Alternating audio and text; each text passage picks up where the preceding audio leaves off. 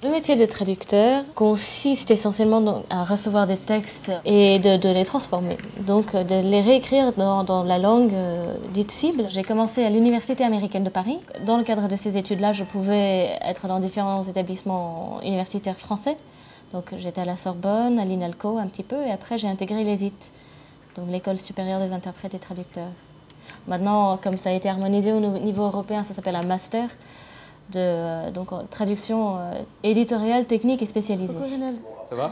Les textes me sont envoyés par mail, en précisant le nombre de mots, puisque c'est comme ça que se fait le calcul. Ce n'est pas ni à la ligne, ni à la page, comme ça peut être dans le métier de journaliste ou de pigiste. Voilà, donc là, nous arrivons dans le bureau de la traduction même.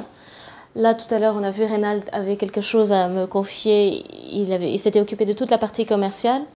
Et à partir de ce moment-là, le fichier va apparaître dans la base de données comme devant être affecté.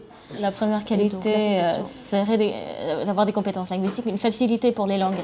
Je vais sur Internet sur un site qui est vraiment assez intéressant, où on peut rechercher des termes et avoir des réponses de toute la communauté des traducteurs. Il n'y a pas un seul texte que je préfère, c'est justement ne pas savoir sur quel genre de texte je vais tomber et finalement être un peu obligée d'aller dans des domaines qui ne me viendraient pas naturellement et de me dire il existe ça aussi.